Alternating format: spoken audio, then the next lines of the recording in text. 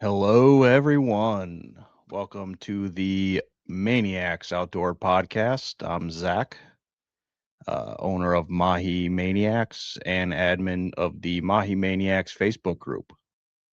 Thanks for joining. Um, I want to host these semi regular live events to introduce you to the people that help support us. And I hope you guys will make a regular thing tuning in. First, I'd like to announce that, let's see here. Let me pull it up for you guys to see.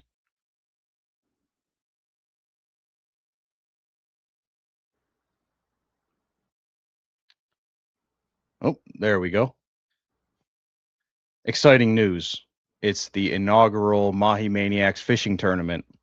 It'll be hosted in Key Largo. May 15th is the Captain's Beach Party, followed by the tournament on May 16th. Lines in at 7 p.m. It'll be hosted by JD Outdoor Adventures. JD Outdoor Adventures has two locations in Key Largo. This will be at their mile marker 104 location. They have a dock. They have um, an area that, or a beachfront area that will do weigh-ins and everything. It's going to be a great time for everyone. Family friendly. Um, I have my wife. She loves planning parties and events.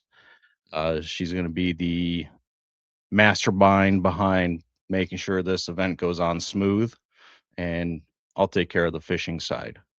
Um, Head on over to mahimaniacs.com to sign up, or you can scan that QR code there. But at mahimaniacs.com, you'll see a link for tournaments, and you can read more about the tournament.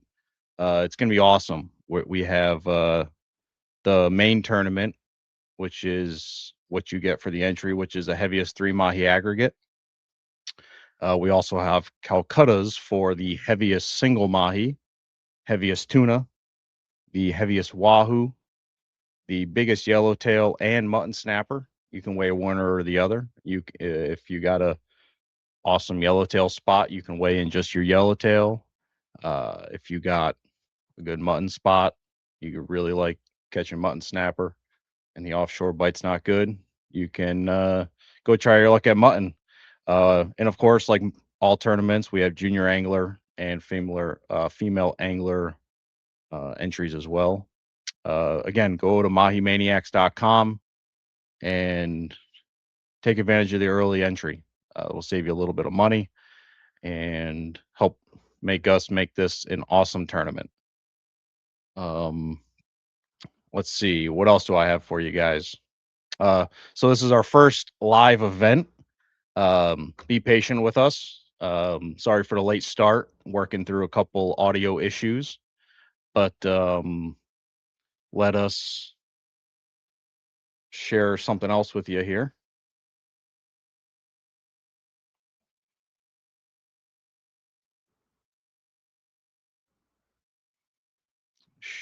There it is. Just announced today. It's on our Facebook page, Mahi Maniacs Facebook page, our business page, not the Facebook group, right? So you got to go to our business page. We did advertise it on our Facebook group, but you got to make sure you go to our Facebook business page, right? This is over $120 worth of items.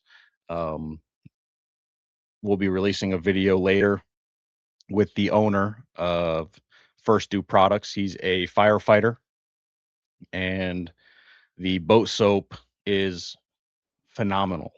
It's a ceramic boat soap, but um, I used it on our car, and it left it very shiny.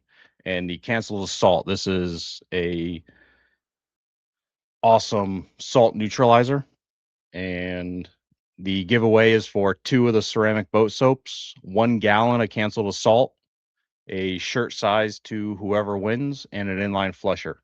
We'll be announcing the winner live using a random comment generator. You just have to tag two friends. Follow them.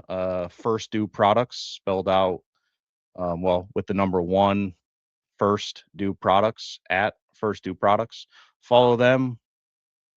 Tag a couple friends with boats, and we're going to announce it live.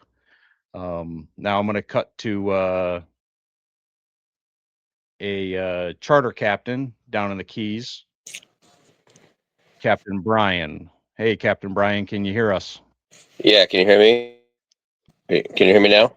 Yep, I got you. All right. So, Captain Brian, I think you're in the car now, right? You going to pick up your wife? I haven't actually left yet. She's a little late, but I don't have video for you guys. I'm sorry. Okay, that's fine. Well, thanks for taking the time and tuning in with us. Um, I wanted to get you on here because you own a couple charter boats down in Almirada. Talk to us about them. Okay. My company is called Papa Wahoo. We actually have 5 boats, which include a 55 Hatteras Sportfish. We have a 53 Hatteras Sportfish over at Whale Harbor. I've got a Tri-Tune Sunset boat. We also have a backcountry bay boat, a 25 Sea Hunt, and then we had the Rodeo Charters bay boat as well, Captain George. Getting very busy right now. It's looking good. So Yeah, I see unfortunately, you guys did pretty good the other day.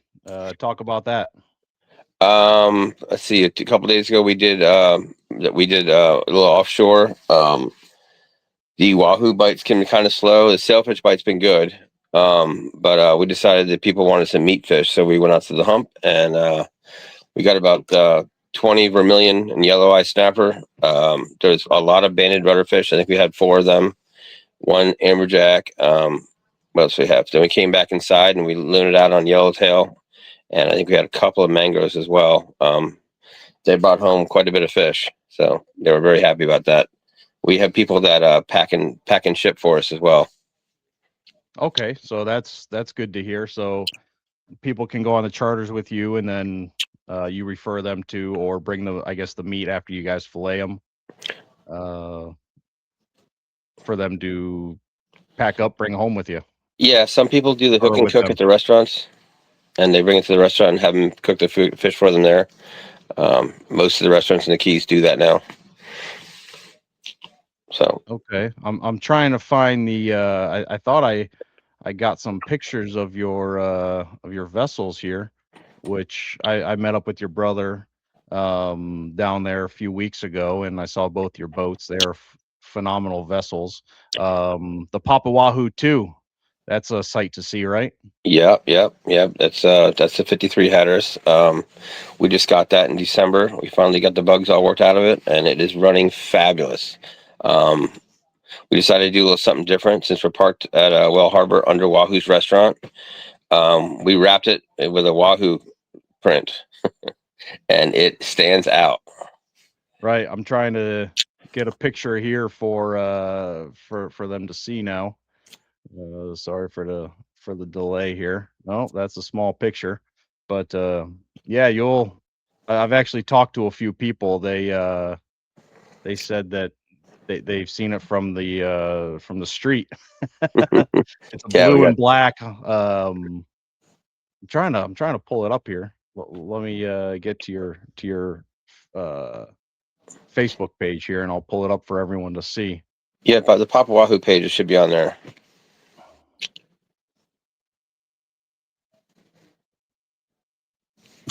There it is. That's what you got.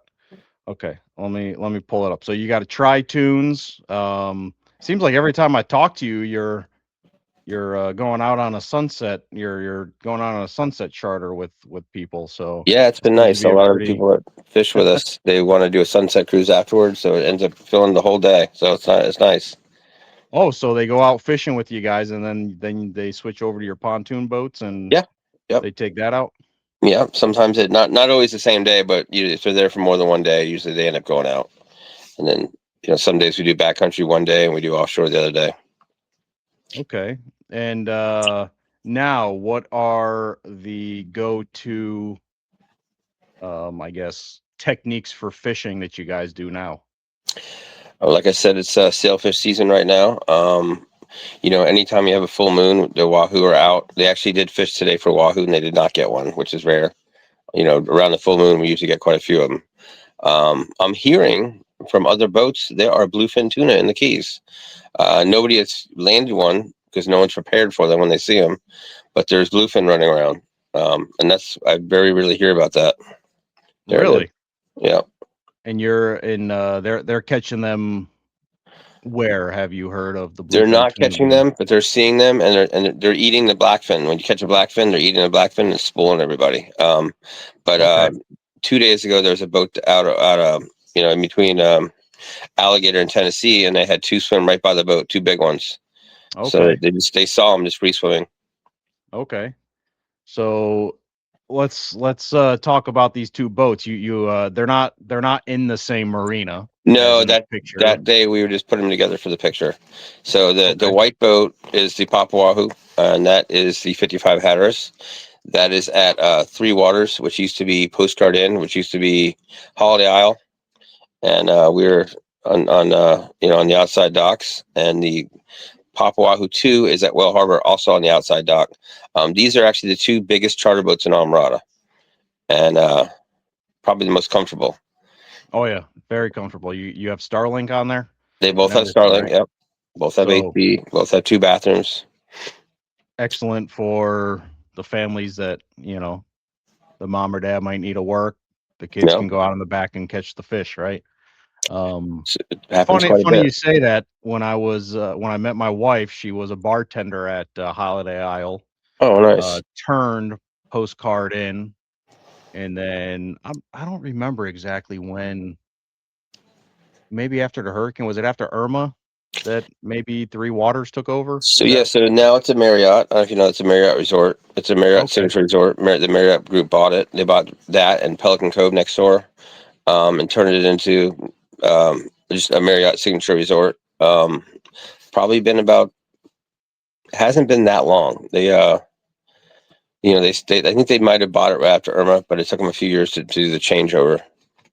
Right. Yeah, I remember the hurricane or after Irma. I mean, a lot of the Keys was. I mean, I drove down. There was, just dumps of sand and So debris on the sides of the roads for, geez, probably a good 6, 8, 9 months. miles of refrigerators and freezers that floated on the road too. It's kind of funny. Yeah, boats. Yeah. I'll have to. I'll have to look on my phone. I think I took pictures and sent them to my wife when I saw, sport fish boats Yeah. on, like, it looks like they just took an excavator or a bucket loader and just push the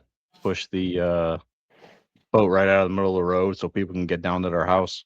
Yeah, there were some people I've talked to. They had 6, 8 feet of water.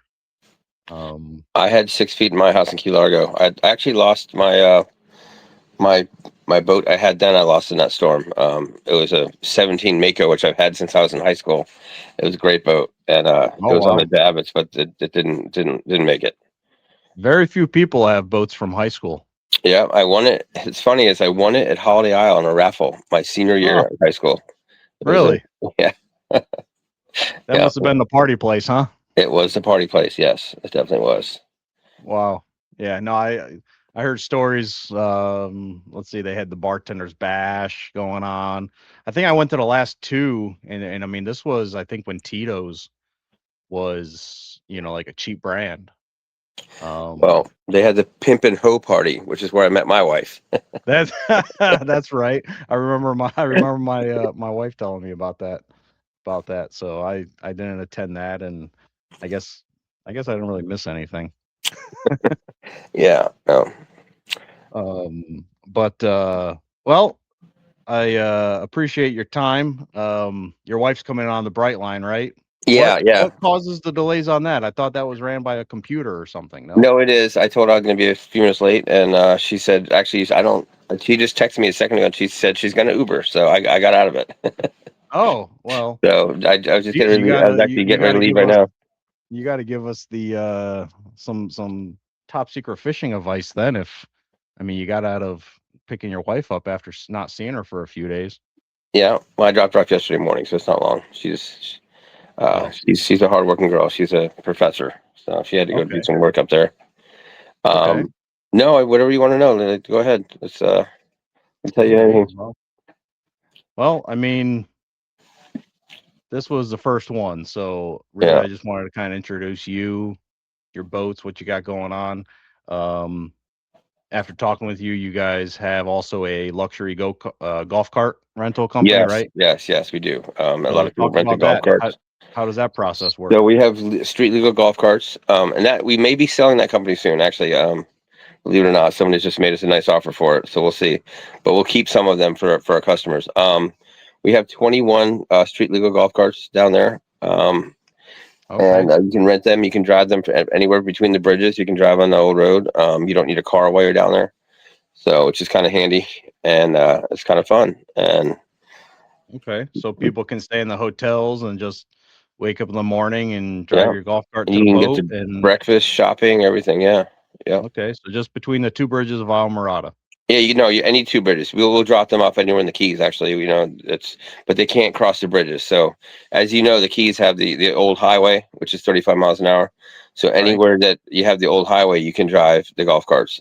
Key Largo, you can drive in the neighborhoods, obviously, but yeah, anywhere like Almirada and Woodley Key and Plantation Key, between Snake Creek and Tavernier, you can drive them there as well. Um, and then we put a lot of them in there's a lot of rentals in Marathon. We bring down there. Down in So Marathon, huh? yeah, Okay. so Okay. it does very well. It does pretty good. Um, Okay. I want to talk about your fishing tournament for a second. Yes, So May 16th is the tournament, correct? that is correct. Yep. Let me pull up this. I was just there talking about that quickly before I wanted to get you on. I saw you were there waiting. Do you have an idea how many boats can be in it? Well, we're I mean, we're open to however many boats can be registered for it, right? Okay. They just have to be able to, to be fair, be able to make it to the dock of the official scale by boat.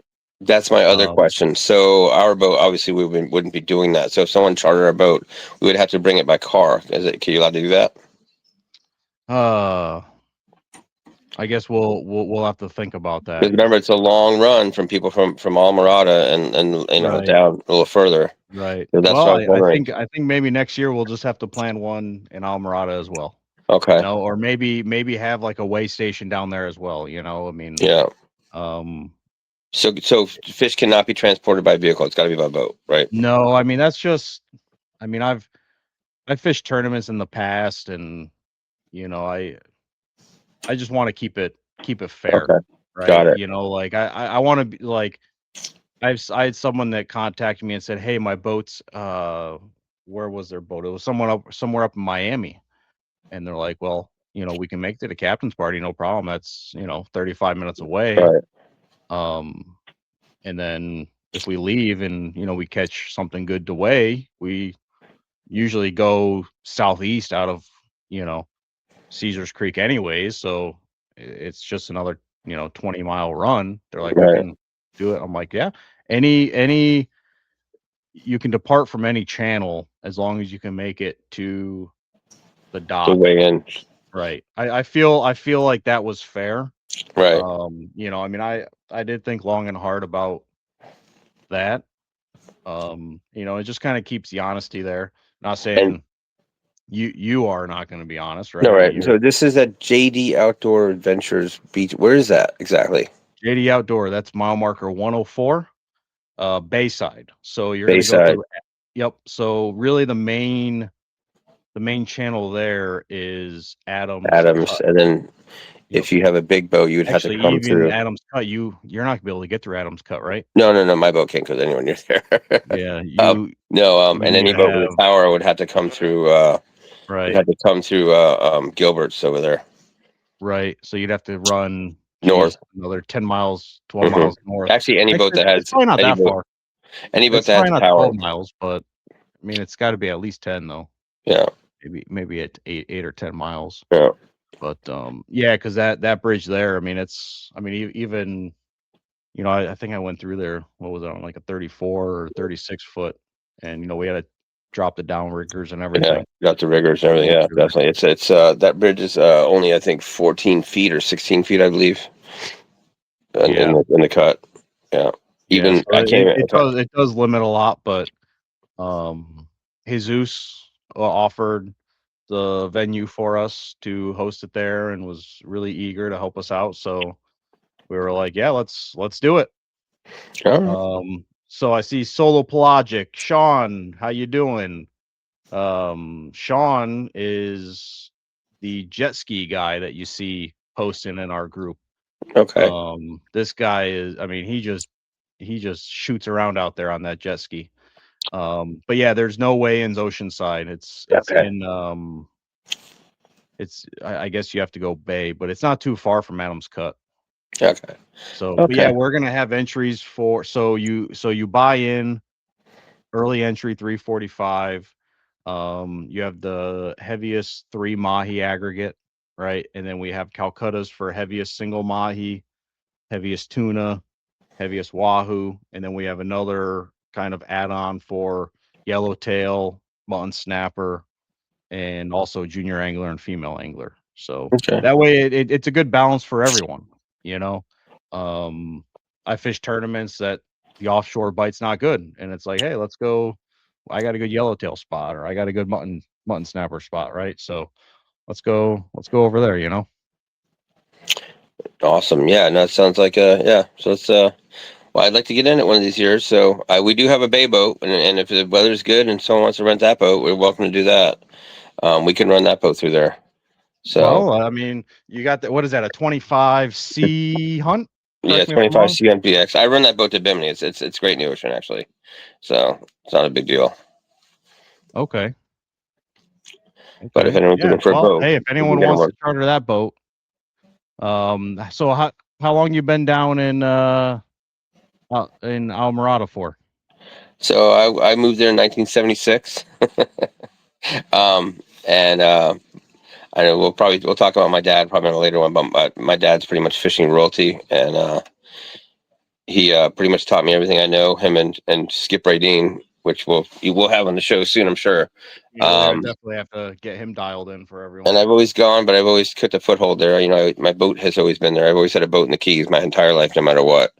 So, and now I kind of split my time between Fort Lauderdale and the Keys, although lately it's been more Keys. So, Okay. but probably there 4 to 5 days a week and home 2 or 3 days a week. So, Yeah, so you live up in Fort Lauderdale yeah, area. yeah. So I mean, you're putting a lot of miles on. Yeah, well, I'm like I said, I don't go back and forth every day, so it's not such big of a deal. So, Right. but Right. and then But looks like this month after Friday, I won't be coming back home for about 3 weeks. The way the bookings are looking. So, okay. So it's starting to pick up then, huh? oh yeah, March is very busy. Unfortunately, it's very windy right now, but It is windy. When are we looking for I mean, last year, end of March, it was looking pretty good. I mean, Mahi were starting to show up in Key West in the end of they're March. getting mahi now. There's a few running around. If you walk the docks, people that are tuna fishing in the evening, they're getting mahi at the same time. So, not a lot, maybe one or two, maybe one. But it seems like they're the slow trolling for the tuna, out in 200 seems to pick up mahi as well. So they're there, they're already here, and they're all pretty big. So they're Okay. last year's fish. Yeah. So Solo Pelagic Sean here asked, you fish out of Fort Lauderdale, or do you just fish out of the Keys? I do fish out of Fort Lauderdale occasionally. I do some. I jump on a couple of boats here and there. I mostly do yacht charters out of here. I run yachts, so but most of my fishing is out in the Keys. Okay. And I think you've told me you take you charter boats up and down the East Coast. I do transport, yeah, Fort Lauderdale Transport. to Long Island. Okay. About So how I long do. does that take? It depends on the boat, but if they want it there fast, I can do it in 6 days if it's a fast boat. Um, but it's a sailboat takes a couple weeks, but Wow. I mostly do motor yachts, and they just say just run it, so you run them. So Okay. um, I mean, what's a trip like that? I mean, probably, like myself, I never took a boat from Florida to Long Island or to the Northeast. What does a It's trip like that look like? it's pretty cool. You leave Fort Lauderdale. If you like, most of the boats I run are between 60 to 90 feet, and you need to do 5 to 6 fuel stops if you're running fast. Your first stop's usually St. Augustine or Ponce Inlet, and then you go to Charleston. Then you go to Morehead City, and then you got to stop in um, Virginia Beach, and then for Virginia Beach, you can reach Montauk if you go slow enough. Overnight. You can overnight it there because there's really no fuel stops between there.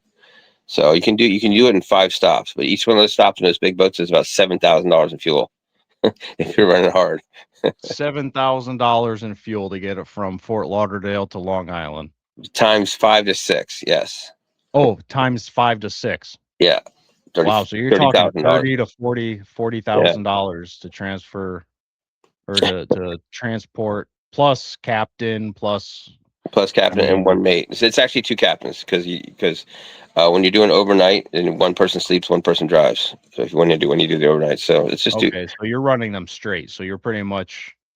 I mean, that's 6 you're days running straight. yeah, but if you're allowed to stop for weather, you can overnight. I always try to do a couple nights in Charleston if I'm not in a hurry because I like Charleston and there's lots of stuff to do there. And so yeah, that's usually the midway kind of point. So yeah, no, it's a pretty cool trip. I try to do 2 to 3 a year. Okay.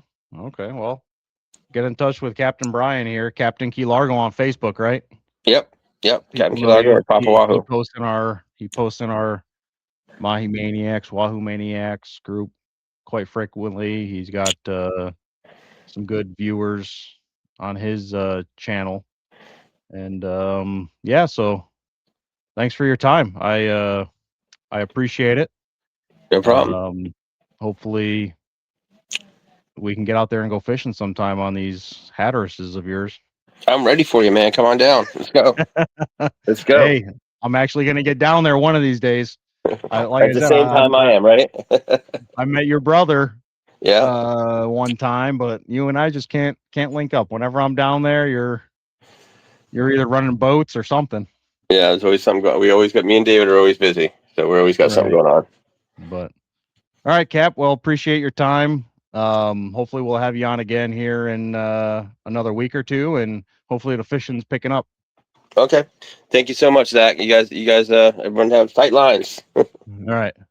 All right, Take bye. care. Bye.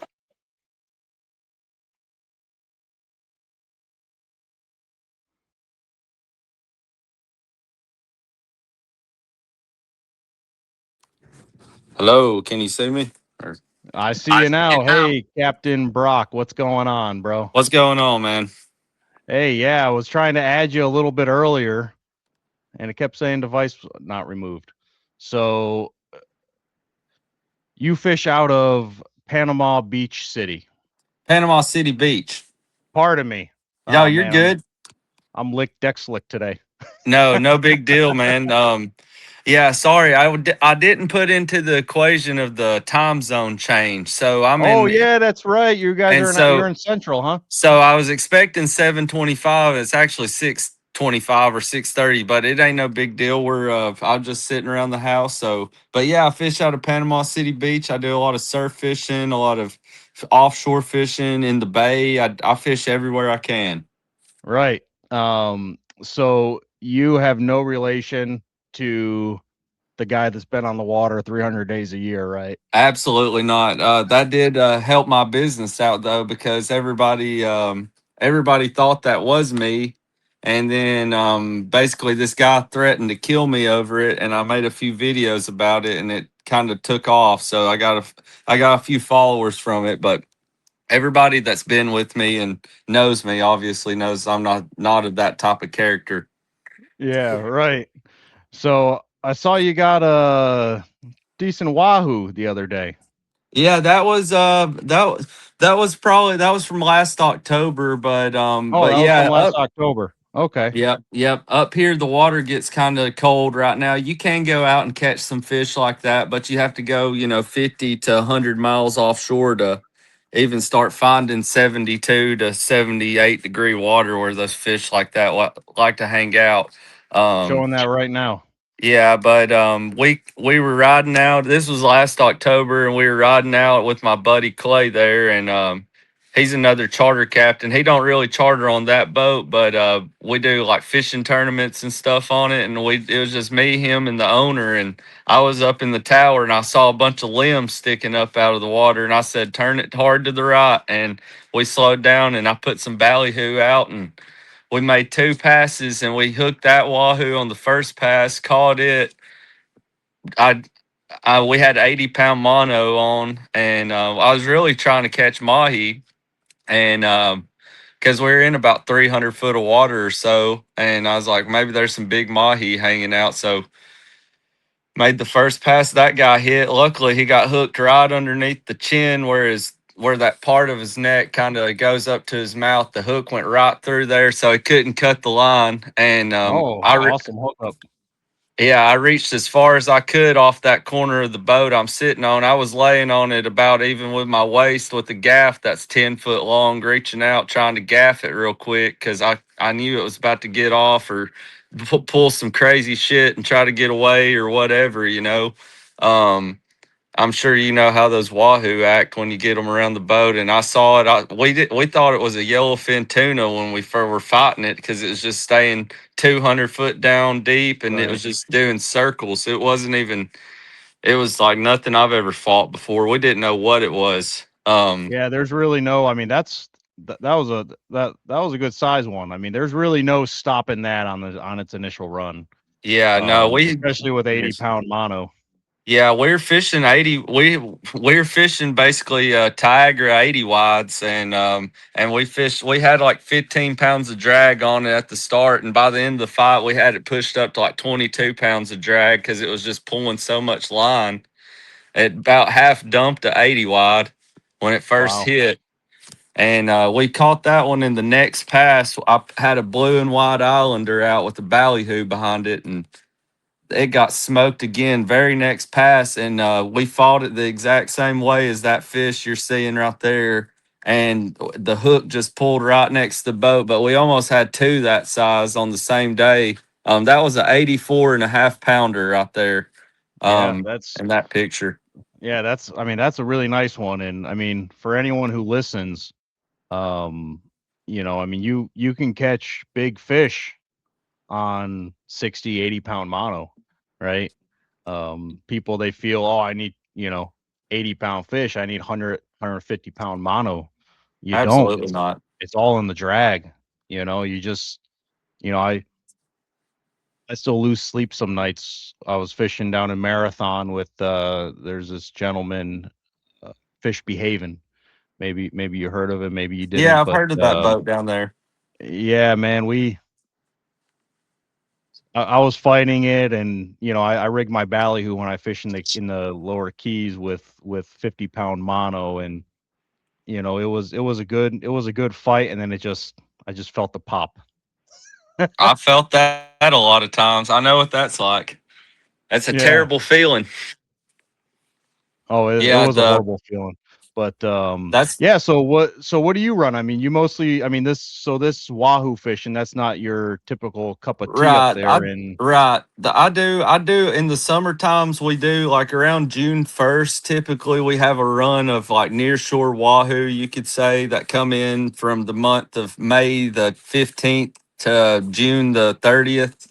It just kind of varies in between what time they're going to show up, but we catch them that can be 50 pounds plus that are 2 or 3 miles outside of the pass when the bait gets there. And you really just got to fish for them. Up here you're fishing that 75 foot of water, so you feel kind of stupid wahoo fishing 75 foot of water, but if you put the time in and do it the right way, you'll get some good fish like that around our pass, St. Andrews Pass here in Panama City Beach. But you can catch them all the way, out to the fads, which are 85 miles from the pass of Panama City Beach and 65 from Destin. But I mean, my typical charters, everybody wants to go catch red snapper and grouper and amberjack or whatever. which we have a lot of in state waters. I'm a state waters guide, so I stay within 9 point whatever it is miles from shore, and uh, just fish there. I can go out farther and troll with charters, but I can't bottom fish out there out deeper. Okay. Okay. Yep. Hey, that's good to know. I never knew the difference between that. Yep. So yeah, I see a lot of your board catch pics there on your Facebook. Let me see if I can pull some of these things up. Yeah, I mean, you're always filling up boards, and I know you like to stir the pot a little bit, huh? I love it. You love to, Probably some South Florida guys watching on here, and if they met me in person, we'd probably be best friends or really good friends. But on the way this day and age is, on Facebook, a lot of the times I'm just joking or trying to, the way Facebook and unfortunately social media and everything works is like you got to draw the attention of the crowd you're trying to attract. And with right. me, my videos suck. Like as far as me editing the videos, like I'm not a video creator. You're a fisherman. I'm a Yeah, charter fisherman, and right. I like making money on Facebook. And I don't use any other booking apps or anything to get my charters. All I do is with word of mouth, Facebook, and repeat business. I don't use Fishing Booker. I don't use any of that Chinese based crap over there. I'm all organic. So the more followers I get, the more people see my page. And when Right. they Panama City Beach, Destin, 38, those are popular areas for these people that are coming down to vacation from the upper states to come down and book a charter. So I'm trying to collect on that crowd, and sometimes I ruffle some feathers with my comments about the little mahi that are the best eating. Right. We have It's like the veal. It's the veal of the mahi, right? right, yeah. I Which mean, they're yeah, legal. Which they're legal where you're at, right? I mean, right. that's a legal catch. Completely. You can, I mean, unfortunately, I wish we did have a size limit on Mahi because on charters, like everybody wants to keep everything. And I got to tell these people, like, look, there's not any meat on a 10-inch Mahi. When they start getting Right. 15 to 20 inches, if it's a slow day, I'll throw a couple in the box or whatever. But I like to keep them, usually if they're over like 20 inches to the tip of the tail total length. I don't go like to the fork like you guys down south do, but I try No, to. we have to. You get stopped with the 20-inch total length, which there's people that confuse it, right? I mean, there's Right, people that they've and usually FWC is if you don't have a history, they're patient with it. From what I've heard, I've never had that run in, right, but the misunderstanding of fork length versus the the total length, right? But right. yeah, man, I always get a kick out of it.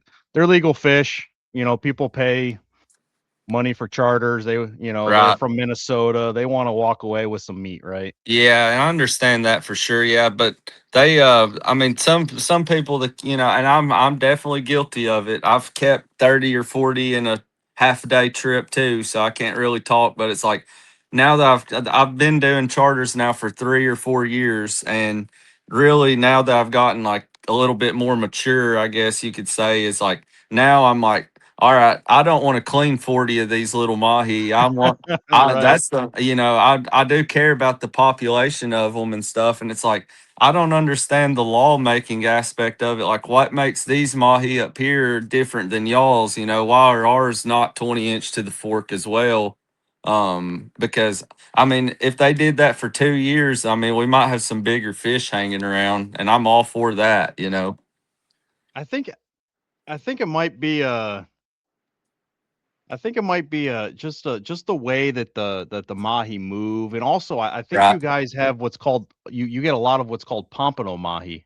Yeah, we do catch a lot of those. I mean, usually one out of every 10 we catch is at least a pompano mahi. Like a lot of those we catch Okay. have a rounder. I don't know the intricacies of identifying them. I do know pompano mahi are they're more like beeliner shape than Right. a or vermilion snapper shape than a I don't know what y'all call them down It's there. We it's we got a call them weird it's Four got a different. weird look Yeah. to them, you know. I mean, they're not as common over for us on the East Coast, but every now and then, I mean, especially around now, you'll see people catching them. Right. It's funny. We got Sean here, Solo Pelagic. He's watching from YouTube. He says, "Ha ha, my buddies mess around and say we caught a Pompano Brock Mahi." I love it. Yeah, keep saying that. Make sure you tell all your friends. That's But hilarious. Well, I'm glad there's someone out there that sees my sarcasm. yeah, I mean, most of us do, you know. I mean, a lot of us are concerned with the Mahi fishing, but hey, just I appreciate you getting on, Cap. I'm gonna move No on problem, man. to the next guy here, Sounds and good, dude. it was great talking with you. All right, He says sounds good. the Wahoo runs here in May, so give Pompano Brock a message and get booked up with him. Let's Yep. go. I appreciate your time, Cap. All right, thank you, man. Have a good one. Take care, bud. All right, see ya.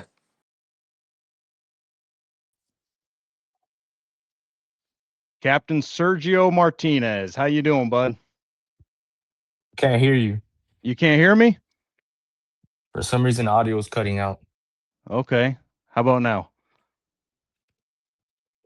Let me go out and come back in real Okay. quick. Give that a try. I was just on and it was working. If not, I'll go on to the next one. All right, He give me a probably, second. let me send him a text.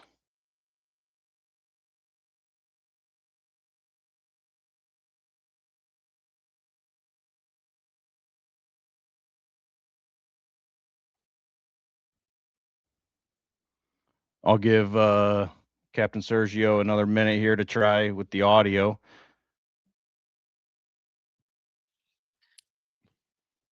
How do you hear? I can hear you now. Awesome. Yeah. Sorry about that. Captain Sergio, welcome to the Maniacs Podcast. This is our first of the regular ones. So Thank you. you're a freshwater guy. Yes, sir. Yes, Little sir. different than what we've had. So I want to bring in a little bit of everyone to Okay. talk on here. Appreciate it. What's your favorite thing to catch? Largemouth or peacock? Uh, I mean, I grew up catching largemouth, so that's my bread and butter. That's what we always go back to. I mean, peacock's nice; they fight harder, but largemouth is always going to be my favorite. Man, I still remember the first peacock bass that I hooked into after hearing stories. Hmm. This was probably, I don't know, 8 years ago, maybe 9 years ago, right? I mean, I did offshore fishing before that, saltwater yellowtail, things like that. And a friend of mine introduced me to a place with peacock bass. And it was only a 2 pounder, but the thing felt like a 5 or 6 pound largemouth. Yeah, they definitely they definitely pull a lot harder. Just the way their body is shaped, it's almost like a plate. When they turn, they tug real hard. Right. I mean, Yeah. and So the that's other day, you and I were talking. You were out Mhm. actually on a charter. Yes, sir. Um, how'd you do? Where were you fishing? Um, You were in Miami area. yeah, so peacock bass with these cold snaps have taken a giant hit. Um, it's been rough. I usually, for my charters, to try to ensure they have the best time, I'll go out and pre-fish, and it's been rough, especially Everglades and up north they took a pretty big hit. So right now with the warmer weather, they're coming back, and I've hit the urban canals. I've gone through the city canals, and they're actually coming back. I've actually seen them on beds already. Um, and I want to say with the charter I took out the other day, we caught over 40 peacock bass. Oh, very nice. Yeah. I think I saw one of them. It had Mhm. a nice, what do you call it on the head? The The bump hump. area Yeah, the hump. is the hump. So that hump is usually it's for males. Um and when they're spawning and starting to spawn, you'll see it just really light up, and all the colors get super bright, and it's really nice. And when they're spawning is probably the best time to catch them because they're so aggressive. So Okay, aggressive. here, I mean, let me mhm, share this with the world here. mhm. Where is it here? Here we go. That was what you got the other day, Yep. right? Yes, sir. So Yes, this sir. is that hump right there that you see kind of between the fin there and the eyes. Yes, sir. So that occurs when they're spawning then. Well, males in general just have them. Okay, so they just Yeah, have them. yeah. Males in general usually just have that hump. It's just Okay. when they're spawning, they're just everything's brighter on them. It's more it I guess sticks out more as you can see. Okay. But Okay. they're awesome fish to catch. You can catch them different ways. And about how big is that one there? He wasn't too big. He's about 2 pounds, two and a Yeah, half, something like that. But I mean, that was about the they size get that I got. It was yeah. like that, but man, it fought like a 5-pound bass with a belly. Yeah, yeah, they definitely fight very, very hard, and Yeah. they're super aggressive. I mean, it's incredible. He caught that on fly actually. Oh, Um, interesting. yeah, yeah. He wanted to try fly. I mean, the weather wasn't all that great. The wind's been crazy, so I took him through the canals, and it's a little harder with fly in the canals because on that back end, when you're coming Right. back with the fly, you'll catch pretty much everything behind you Okay. because it's really narrow canals. But if you start roll casting and you're able to get it there, man, these things still hit That's top where water. you that's where you I think I remember from my trout fly fishing days, you just kind of have the line there and you just kind of roll it like you Exactly, just you kind roll the of roll rod, it. right? Yeah. Exactly, exactly. Yeah, but what But weight you'll rod have do a you blast. use like fly Uh, wise for that? I use an 8 weight. Okay. Yeah, I use an 8 weight with it sounds funny, but with 20-pound fluorocarbon in the as a leader. Okay. And people are like, man, that's pretty heavy, but I'm throwing that thing into the lily pads. I'm throwing it right on the bank. So, Right. And you'll get stuck a if you lot of hook it, you times. want to And land it, you know? exactly, exactly. Yeah, I Yeah, mean, I want to secure that for the customer. man, But I mean, for peacock bass, at the end of the day, live bait is king. Shiners is the way to go. right. If you want a challenge, yeah. Mhm. And what do you do with the shiners? I mean, you kind of spot them Yeah, spawning. yeah. So with spawning, when they're spawning, it's actually you can use pretty much anything. You can use a bucktail jig. I've thrown just a hook in there and they've hit it if you put it on the bed. Yeah, it's crazy. Okay. But with a shiner, normally you want to throw it near the bed. You don't want to like throw it right on top of it, obviously. You throw it near it and they'll just really attack it. But shiners in general, they do all the work for you. Especially for like customers that really don't know how to fish and they're just there, they want to catch something. You want Right. to guarantee them a fish. So with shiners, you can even blind cast. The peacock will hang off the shelves, off the drop offs, and you just let the shiner do its work. And most of the time, you'll hook something. I mean, obviously you got to know where they're at, but once you fish these canals long enough, you know where they're hanging out. Right. Yes, sir. All right. Well, Cap, I appreciate your time. No problem. Local Sticks. It's STIX charters. Yes, sir. Local I sticks got outdoor charters. Bay Yep. and Tynes here. He says best freshwater charter in the game right there. I appreciate it. Appreciate it. Yeah, So it's fun, man. I mean, we have a lot of options for you if you want to do spinning, bait casting, and fly. And eventually I'm going to incorporate hunting and everything into the company. all right. Well, hopefully I'll get out there with you one of these days, and we'll hook into some peacocks Absolutely. or Whenever you largemouth want, you or. hit me up and we'll set it up. All We'll get right, you out cool. there. And All right, everyone, brother. if you want to learn how to catch some peacocks, some largemouth, say you're a saltwater guy, you want to learn the freshwater side, get in touch with Captain Sergio. It's Local Sticks Charter is his company. So, hey, Cap, I appreciate your time, Thank you and for having me. we'll see you next time. Right? Thank you, sir. Take care. Absolutely. Take care. Bye.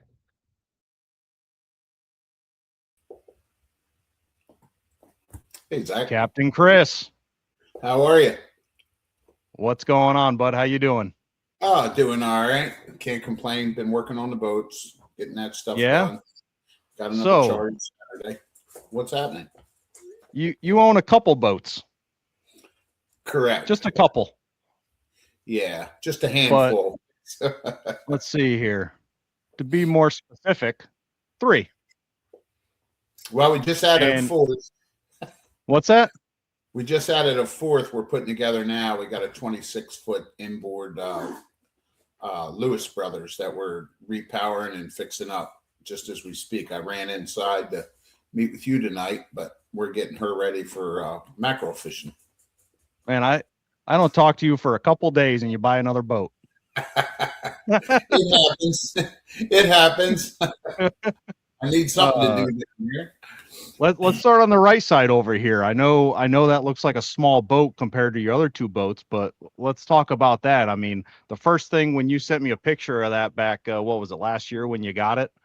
I was like, man, that flare, that thing's got a flare. Yeah, sure enough. The two big ones do. The 47 is a Buddy Harris, and that boat's named Addiction for obvious reasons. And that's the one that got us to come down here and start this venture, and it's worked out real well for us. The boat is handles as good as any boat does in its class. And then last year we were able to pick up Freedom, the 60-foot Sportsman, and that boat is just phenomenal. And we've been working on the pair of them, trying to get them up to our expectations, and they've been out fishing every week, and yeah, things are looking good. Yeah, we've done a couple Mahi Maniacs split charters on there, and I hope to do more of them. Come here another month or two, we'll have to start planning that out. But I mean, I've fished on both the 47 and the 60-foot, and I mean they're both phenomenal boats. First time fishing with Captain Gill, which was a phenomenal captain, rest in peace. And you know, hard shoes to fill there, but think about him every day. But now you did most of your fishing up in the Northeast, right? Correct. I cut my teeth in Ocean City, Maryland, pretty much. But when I got bit by the bug, I started to travel as far as Costa Rica and up north to New York.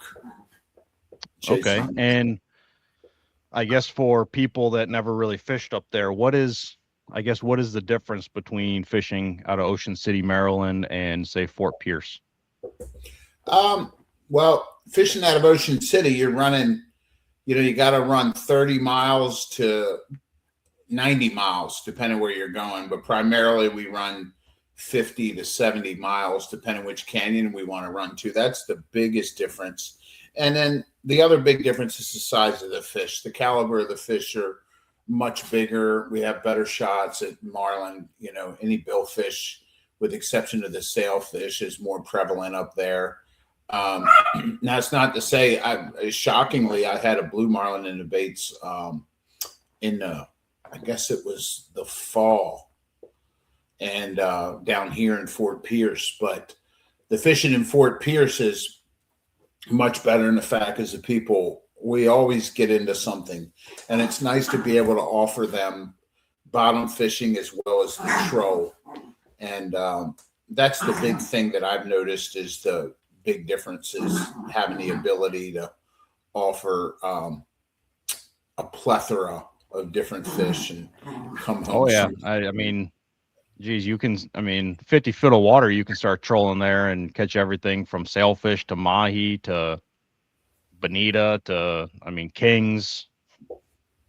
Yeah, it's everything. Crazy. We had a trip yesterday. We got 2 mahi and caught some bonita and got 5 kings. And in fact, before I came on with you, I was eating some smoked fish dip. So that's always a bonus, It's a perk of the job, Exactly. Saturday, I think it was, we went out and we got 2 nice bulls, ended up with 3 mahi.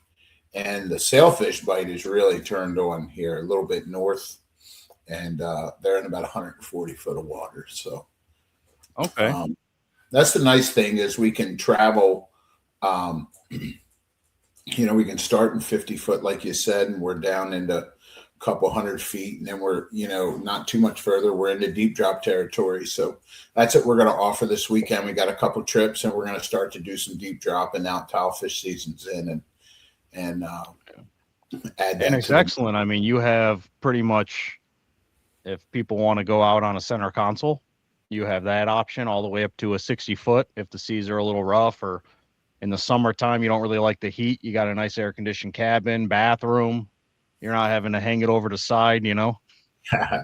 Yeah, we're truly blessed. I mean, to be able to come down here and do this and still be in a shape to be able to go out and fish or take care of the boats is primarily my job in all this. Captain Mason and our main mate Kyle, and I have another captain and mate Chad and JJ, and I pick up whoever I have to in between that I use on occasion. But man, I tell you, these guys are born and bred down here, and the joy that they get, or the lack of when they, have a slow day, is just from the heart. Not, to have a crew that we have put together. Vicky handles all the advertising and the billing and things like that, and basically I'm just a support mechanism. Chad, JJ, and Mason and Kyle and Mason typically are on the 47 or the 60. These guys just fish their hearts out, and when something's not going the way it should, or the bite is slow, we move on to something else, and it really offers the customer a better shot at coming home with a memory. Most importantly, the kids. Yeah, that's the most important thing. Is, I mean, I've been on charters where they're just kind of trolling the baits, right? And then really you have to be on a bad charter to recognize a good charter, right? If you go on the bad charter at first, you just think, oh, wow, well, I guess this is fishing, right? But once you go on a good charter and you see the mates are always changing out baits or changing up techniques, they're like, hey, trolling's not working. Let's go do some, hey, let's go do some drifts over a, reef area, or we'll try for some snapper, and when I went out with you guys on the Freedom, the 60-foot Sportsman, that's what we did. The trolling bite wasn't that good, and they were like, hey, let's shake it up, and tied up some drop rigs with a couple hooks on there, and we were catching mangroves, or was it mangroves? Yeah, mangroves. We were catching some, a bunch of snapper and everything. It was great. Yeah, we've really had some shots at some big cobia, and just the whole experience down here is very pleasurable. The people are very welcoming. The charter guests a lot of them are newbies, and with the bigger boats, we have the ability to bring out the we've had clients as old as 96 years old. And it's nice that they're comfortable. That's the main thing. Everybody's comfortable. They feel safe. And obviously in the summertime, we've got the air conditioning, but it's just the ride of the boat is just more comfortable. And center console fishing is great. We can offer 2 to 3 people on those trips and stay near shore, or we can offer up to 6 people on the large ones, and it works out really well for us. Yeah, I just got a text message. Someone's asking, what kind of boat is that yellow boat? That's a Buddy Kennedy. It's Carolina Builder. It's a plank on frame. Yeah, that was plank on frame. Yeah. Okay.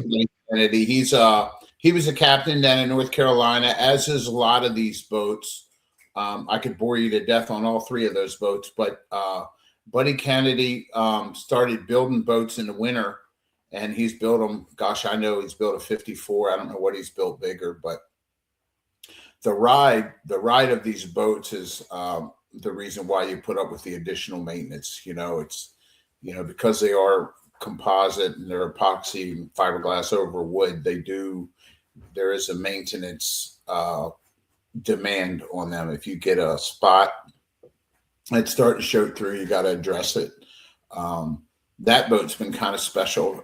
We put a spot lock trolling motor on it. So from a captain's standpoint, we don't have to worry about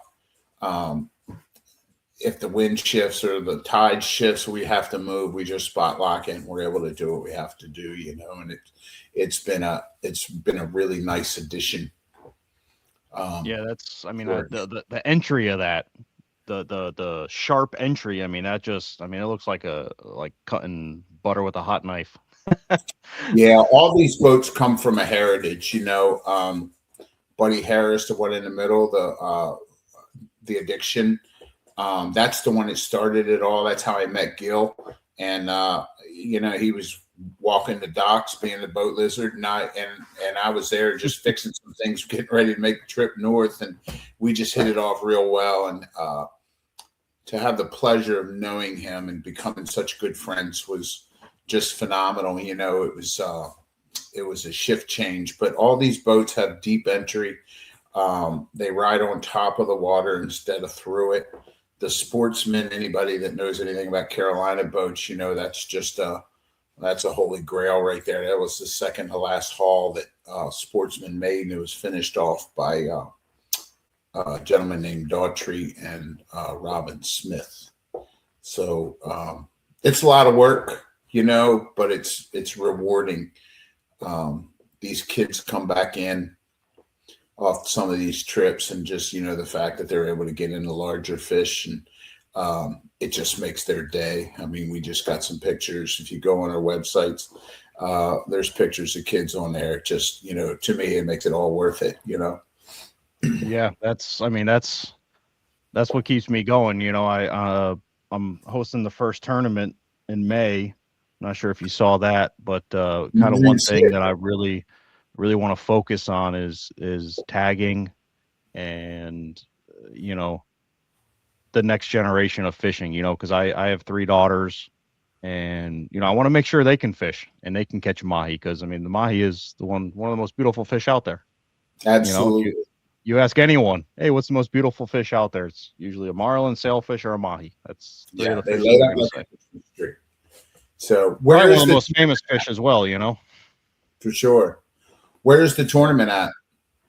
The tournament's going to be in Key Largo. I'll pull this up. So I just announced it maybe 2 days ago. Excellent feedback. I have people reaching out to sponsor. We're going to have a raffle going on. 100% of what we sell in raffle tickets will be donated to the Dolphin Fish Research Program. I'm really looking forward to it. I think it's going to be a great time. It's going to be hosted at JD Outdoor Adventures, mile marker 104. He has a beach there. We're going to have a captain's beach party, and then it's going to be a good time. Nice, good deal. Well, we'll check off the dates in our calendar and try to get down that way. That'd be a good break. Yeah, come on down. It'd be nice to have you. So, well, Captain Chris, great having you on here. Addiction Sport Fishing, Freedom Sport Fishing, and Cold Justice. People are liking that yellow boat. Yeah, sure enough. You don't see many of them down here. No, well, the problem is it costs almost as much to build that as it does a 36-footer. So you don't see many of them. It's more of a pet project. But yeah, sure enough, check us out. Check out our websites. We're doing Bahama trips now. So that's awesome. Over today, and I got one in June, and then we got one scheduled in the fall. So yeah, those are going to be quite a ticket there. We've been waiting to do it and trying to let everything settle down with what's going on over there. So I appreciate you having us. Hopefully head on over there, get booked up with Captain Chris and the crew, and hopefully we'll have you on here again soon and talk again. Sounds good. You take care. Take care. All right. Bye-bye.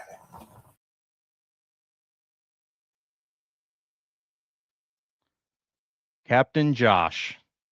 What's going on, man? Welcome to the Maniacs Podcast. Long overdue.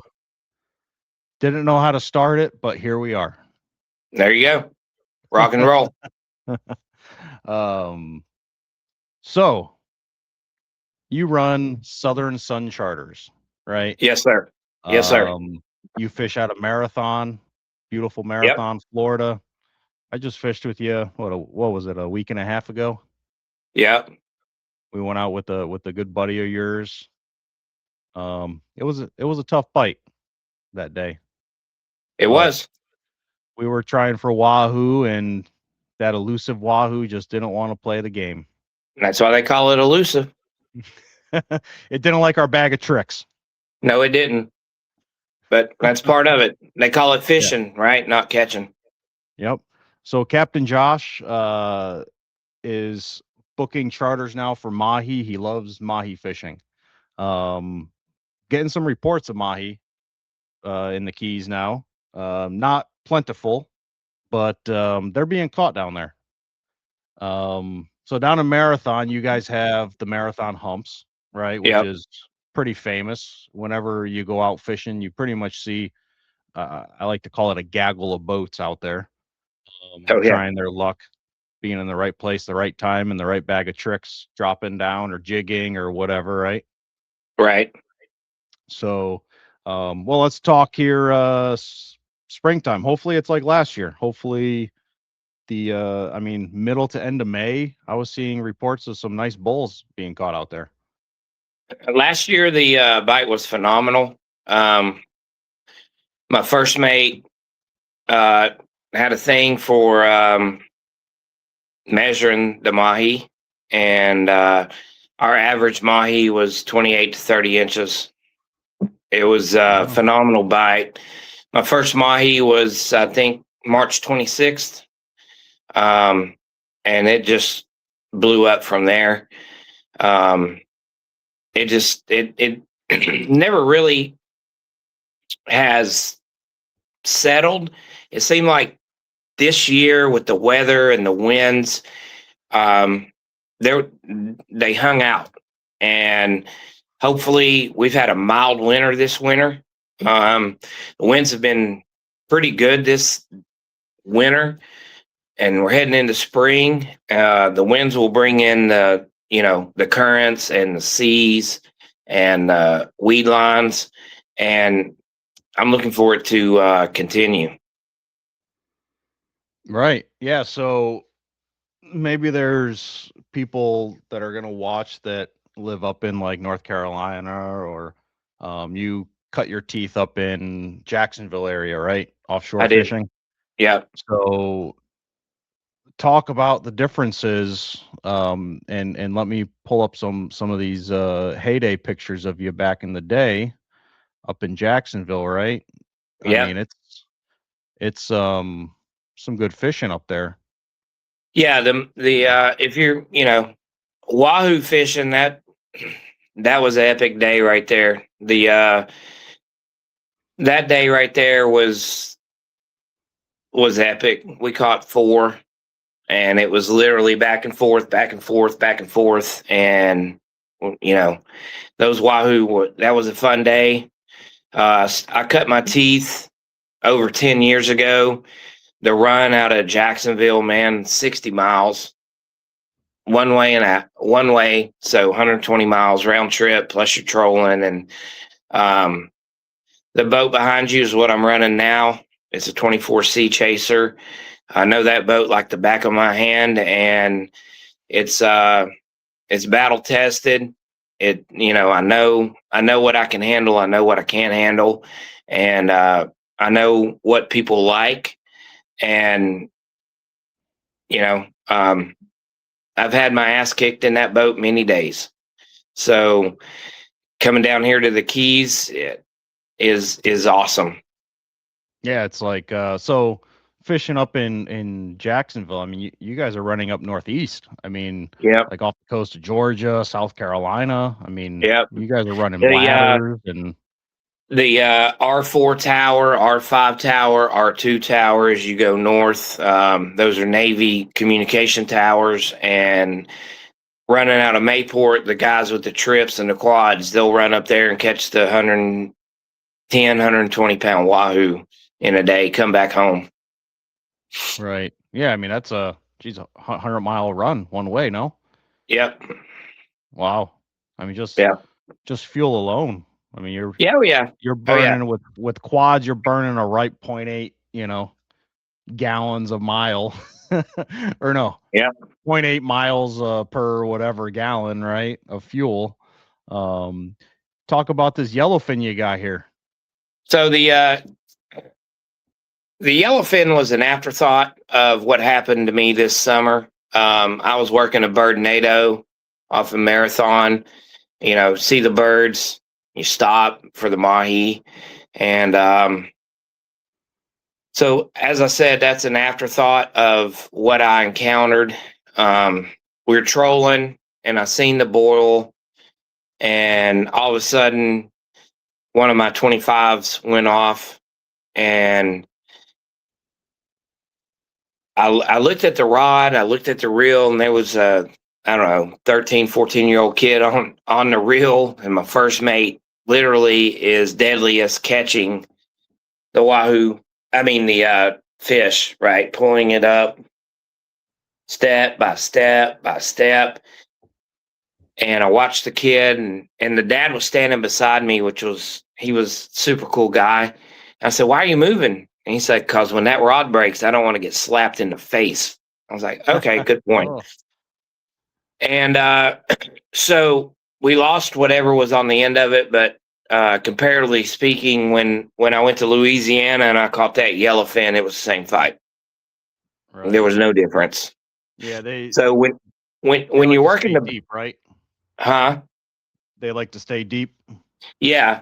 Uh, Whatever I hooked did the tuna death circle around and around and around, and it wasn't a rod or reel failure; it was a knot failure, and you know it is what it is. But the clients really enjoyed the fight, and Yeah, well, everybody yeah. got I excited. mean, So and anything that gets your blood pumping, it's definitely gets you up and gets you moving. And I mean, geez, I was trying to pull up a picture of a mahi that I got last summer when I was down in Marathon, which was the last time I was fishing.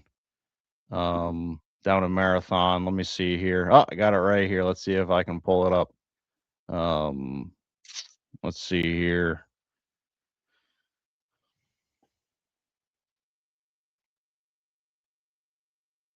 Maybe I can't. Let's see. Uh, let's see. Let's try this here.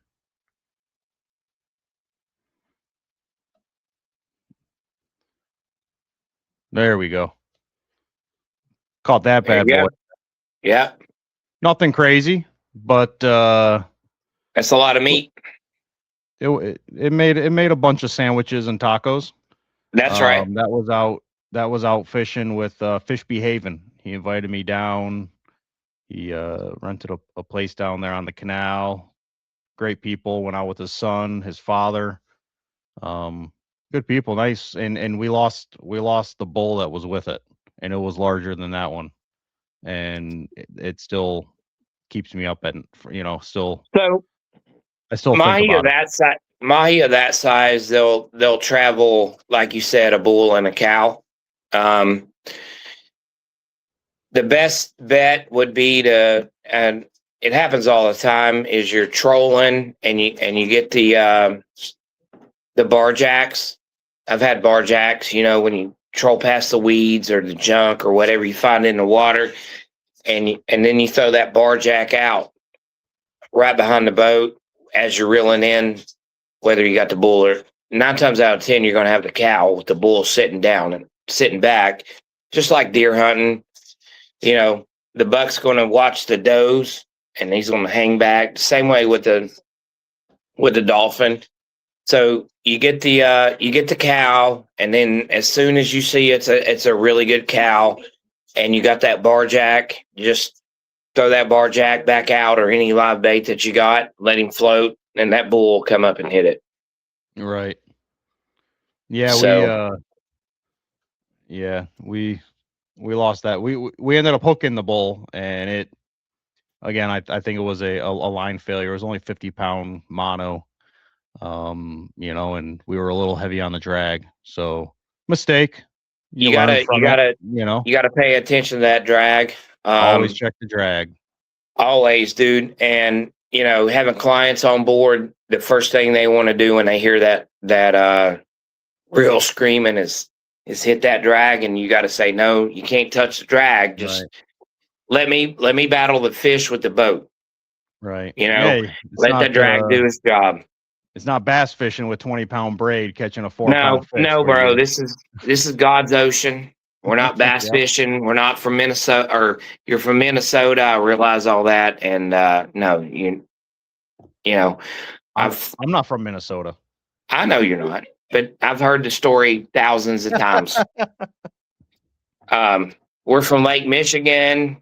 We've seen rough water, and you get them out there, and They're throwing up. 2 minutes later, they're throwing up, bro. And Now- you're like, well, Now, Lake Michigan, Lake Superior, they do get rough, right? So if right. you're listening from there, you're watching after the fact from there. We're not knocking to that, but it's few and far between. It's not the ocean.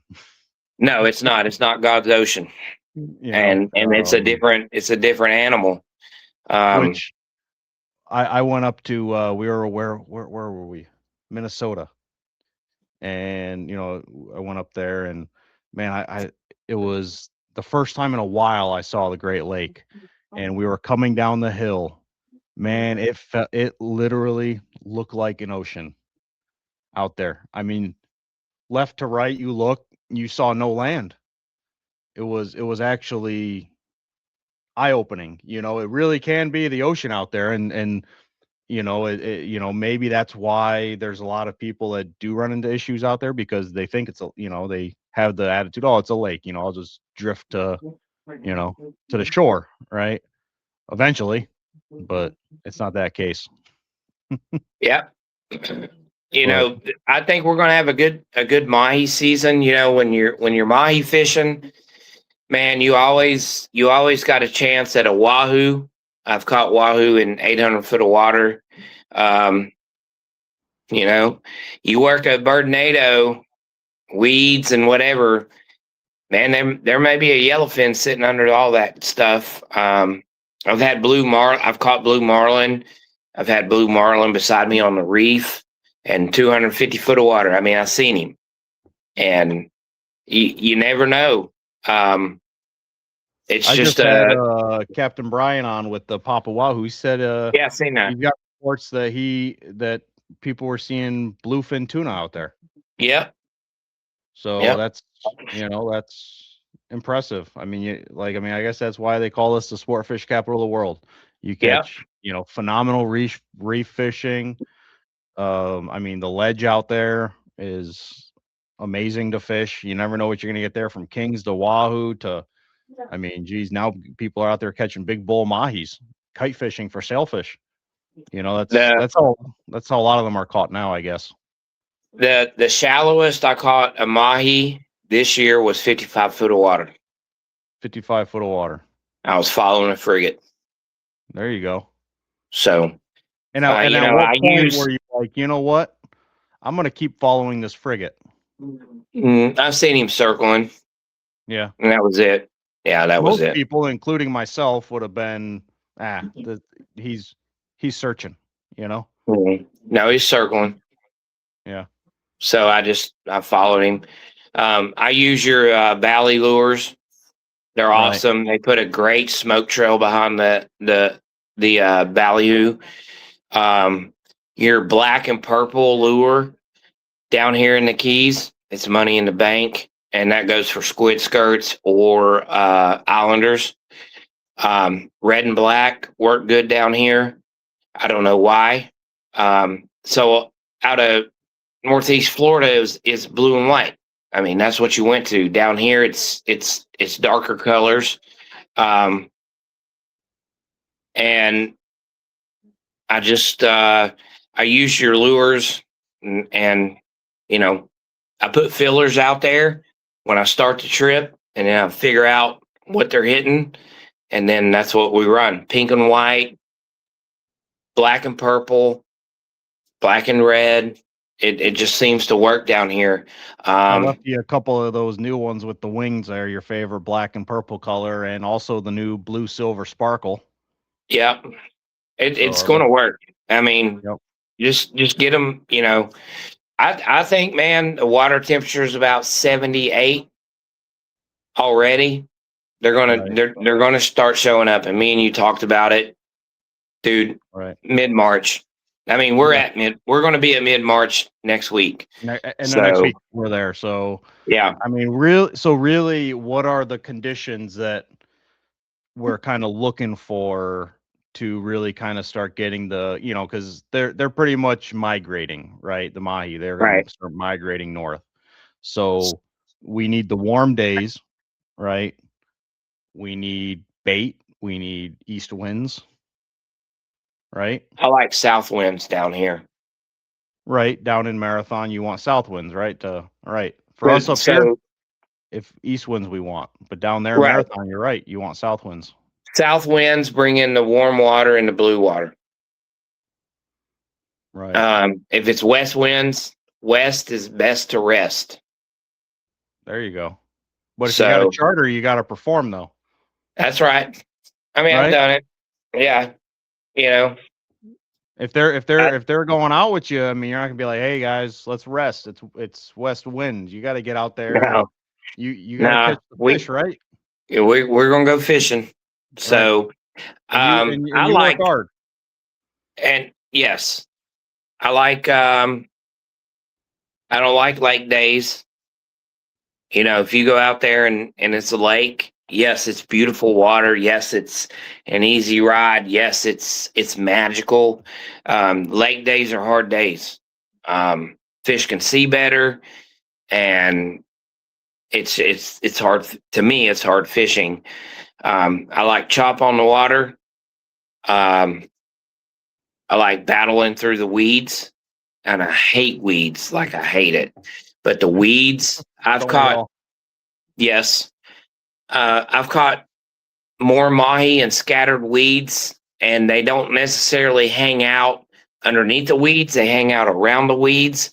And I've literally seen develop before my eyes 1 bird, 2 bird, 3 birds, 7 birds, frigate, and you say, okay, these weeds are worth it. You know, it's just the way you fish down here. Right. Which So it's a blessing and a curse, right? correct. There's Correct. places that would love the structure, the weed Yep. lines, I mean, geez, all you pray for in the morning before you go out is sometimes a floating, palm tree trunk. There you go. Floating It's been out pallet, there for a month or two, a floating mark, whatever. Yeah. Yeah. And with the summer, I like deep dropping. I've got a spot lock on the boat. So do your drift, catch 1 or 2, mark the spot, go back up, deep drop. Deep dropping's fun to me. It's boring to a lot of people. It's the technicality with it that I like. Right. Finding So- the right spot and setting up the right drift. Yeah. And, paying attention to that rod tip and, hitting the button, drinking beer, let the clients drink the beer, and then say, oh, we got fish on the other end of the line, Yeah. So, See the rod tip shake, yep. and then you reel them up. Reel them up. It's that simple. And the meat is so good. It's cold water, pure white meat, very minimal. They don't even really taste unless you season it. It's black-bellied rosies, tilefish, grouper, whatever. I mean, it's such good quality meat. Well, I'm looking forward to getting out there with you, doing some of that All right. deep dropping. We'll do Hopefully it. other people are as well. Yeah. Let's start wrapping this up. Southern Sun Charters, Captain Josh.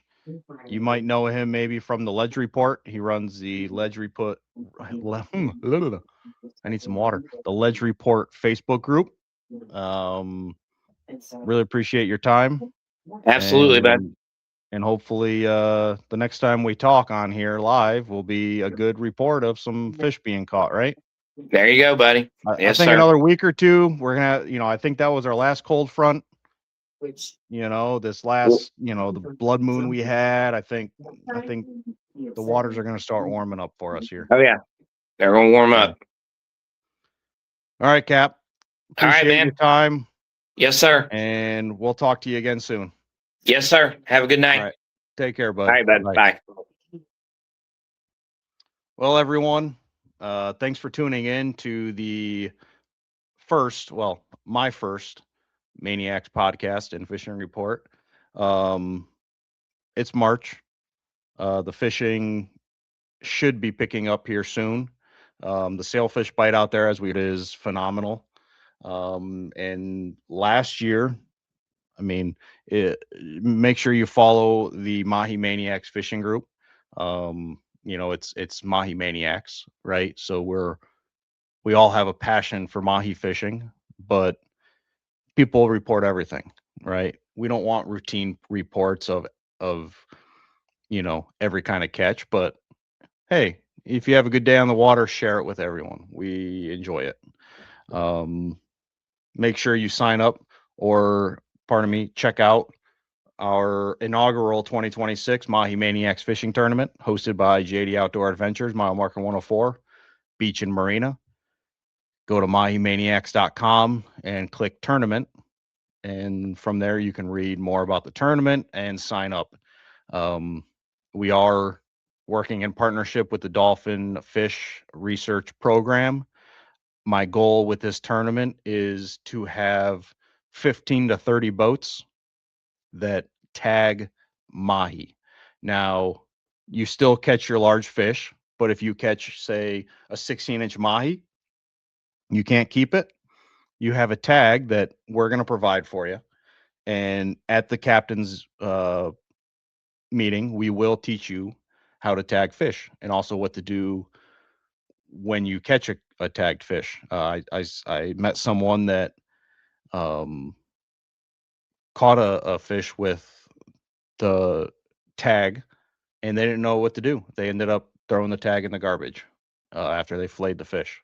So if you see a little wire sticking out of the Mahi, that's a tag. There should be a phone number, a tag number on the side, or a website on there.